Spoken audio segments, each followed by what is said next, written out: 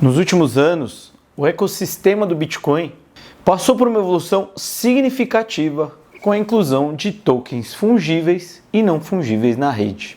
Esses tokens alcançaram um valor de mercado superior a 2 bilhões de dólares, gerando centenas de milhões em receitas para os mineradores. Com o lançamento do protocolo de tokens Runes no Bitcoin, espera-se uma revolução ainda maior na criação de tokens na rede do nosso ouro digital, com grandes expectativas, principalmente com relação às famosas memecoins. Mas antes disso, se inscreve aqui no canal, ative o sininho das notificações, você será notificado e vamos lá!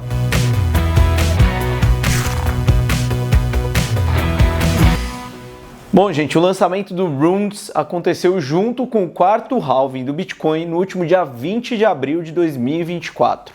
Até o momento, o Rune com maior capitalização de mercado, RSEC.Genesis.Rune, com mais de 1,2 bilhão de market cap, de capitalização de mercado, segundo dados da OKX, da corretora. Esse evento também impulsionou as taxas de transação do Bitcoin para novos patamares, com uma taxa média de transação superando 127 dólares no dia do lançamento pela primeira vez. E pela primeira vez, as taxas de transação geradas pelos mineradores em um único dia superaram as recompensas de blocos. No dia do lançamento, os mineradores arrecadaram 80,74 milhões de dólares apenas em taxas, ofuscando bastante os 26,28 milhões de dólares de recompensas por blocos. Mas afinal, Luciano, o que é o Runes? O Runes é uma tecnologia muito inovadora no universo do Bitcoin, projetada para facilitar a criação e gestão de tokens fungíveis e não fungíveis. Assim como uma criptomoeda, as moedas tradicionais, é um token fungível e o NFT é um token não fungível. Utilizando elementos técnicos do Bitcoin, como um modelo chamado de UTXO e o opcode op_return, o Runes torna o processo mais eficiente e acessível, abrindo novas possibilidades para a rede do Bitcoin. Esse avanço é bastante importante para projetos comunitários, como as famosas memecoins que eu comentei e outras iniciativas populares também. Mas primeiro, vamos entender o que são esses dois elementos que eu comentei aqui, que parece que eu estou falando grego. No começo nem eu entendia isso. Então vamos lá. Primeiro, UTXO. O que é UTXO ou UTXO? É a sigla para Unspent Transaction Output, ou em português, saída de transação não gasta, vamos dizer assim. O UTXO é um conceito fundamental na forma como o Bitcoin e outras criptomoedas baseadas no mesmo modelo gerenciam as transações. Vou tentar simplificar ao máximo aqui para ver se a gente consegue entender. Imagine que você tem várias notas de dinheiro fiduciário na sua carteira. Isso, notas, aquilo que eles usavam na época dos apóstolos de Cristo. Cada uma dessas notas pode ser vista como um UTXO, um UTXO. Quando você recebe Bitcoin, essas moedas são representadas como UTXOs, que estão de certa forma na sua carteira digital, como a carteira física. Cada UTXO, cada UTXO, mostra uma quantidade específica de Bitcoin que foi enviada para o seu endereço e ainda não foi gasta. Então é o dinheiro que está lá no seu endereço. Agora, quando você faz uma transação para enviar Bitcoin para alguém, você usa essas UTXOs como se estivesse usando as notas da sua carteira para pagar alguém. Na prática, você entrega uma ou mais dessas UTXOs. Se o valor total das UTXOs que você está usando é maior que o valor que você quer pagar, então o sistema cria automaticamente uma nova UTXO, seria como se fosse um troco que volta para sua carteira. Por exemplo, se você tem uma UTXO de 5 bitcoins e precisa pagar 3 bitcoins para alguém, é bastante dinheiro 3 bitcoins hoje, você usaria essa UTXO de 5 bitcoins na transação. O sistema enviaria 3 bitcoins para outra pessoa, para a pessoa que você está pagando, e ele cria uma nova UTXO de 2 bitcoins, que é o seu troco, que aquilo fica com você. Basicamente, gente, o UTXO até onde eu entendo, é uma forma de controlar a entrada e saída de bitcoins em transações, garantindo que os valores sejam corretamente transferidos e registrados na blockchain, que é, como vocês sabem, um livro contábil do Bitcoin, podemos dizer assim. Parece complicado, mas não é tanto assim, tá? Agora vamos para o outro termo técnico que eu comentei, o OP Return, OP Return. Ele é um opcode. O OP Return é um comando usado em transações do Bitcoin para marcar uma saída de transação como inválida. O que isso significa? Isso significa que qualquer saída que utilize o OP Return é comprovadamente não gastável, vamos dizer assim. Ou seja, os bitcoins associados a essas saídas, eles são efetivamente queimados ou removidos de circulação. Alguns membros mais maximalistas da comunidade do Bitcoin consideram o uso do OP Return como inadequado, eles não gostam muito disso. Por quê?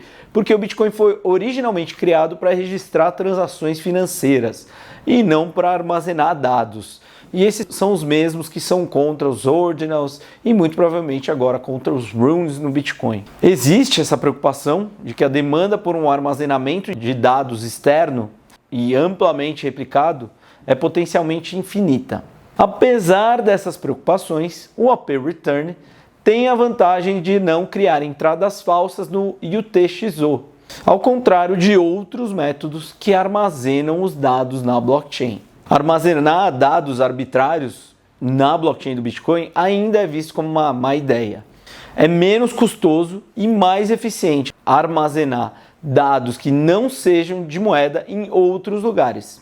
O armazenamento de dados na blockchain pode levar, como eles dizem, a um inchaço desnecessário da base de dados, tornando a manutenção e operação da rede do Bitcoin muito mais complexa e, consequentemente, mais onerosa, mais cara. Apesar dessas preocupações, o OP Return ele pode ser útil em alguns casos específicos, como por exemplo, prova de propriedade de ativos digitais, onde o OP Return é usado para registrar a propriedade de um ativo digital na blockchain, ou transmissão de informações adicionais necessárias para realizar transações, como no caso do endereço ECDH, que permite a comunicação segura entre as partes de uma transação.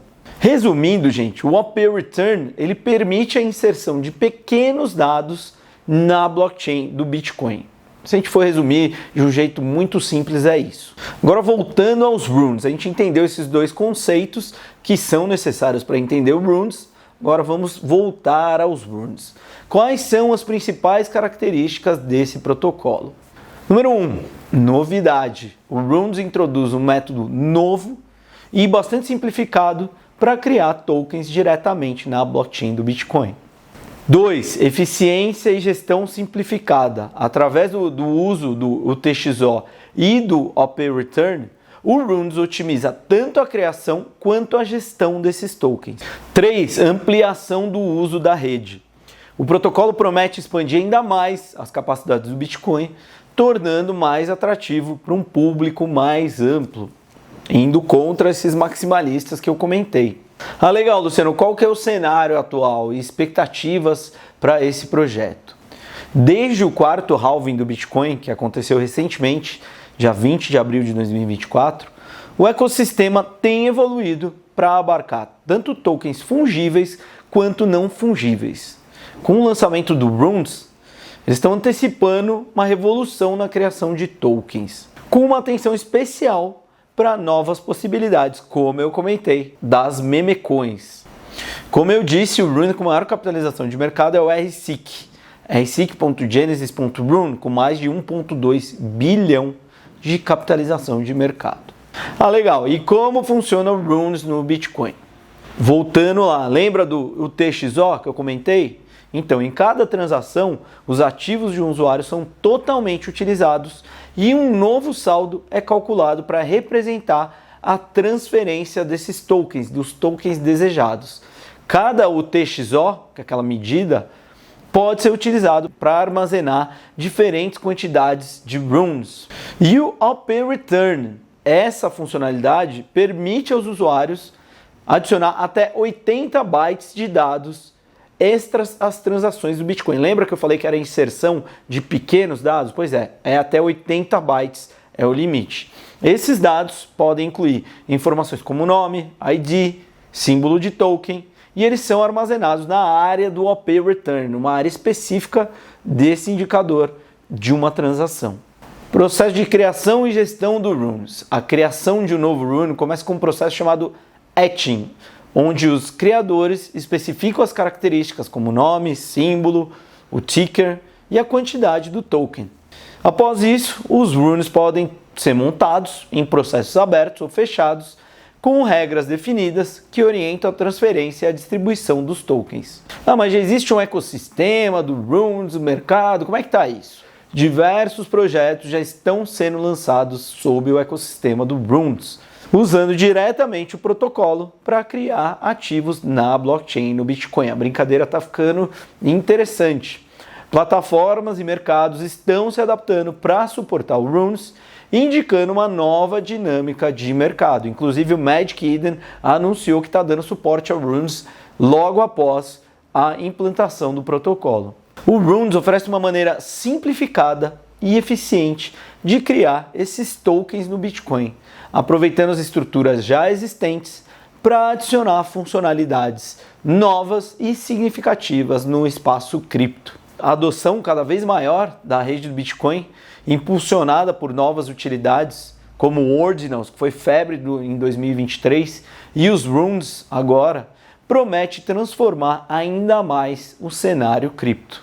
E como diz o próprio Casey Rodarmor, criador do Ordinals e do Runes, ele diz assim em seu Twitter: lembrete para todos os degens, os degenerados. Runes, Ordinals e Inscriptions, as inscrições, são um espetáculo divertido, mas o Bitcoin é o evento principal. Obrigado, pessoal, até a próxima.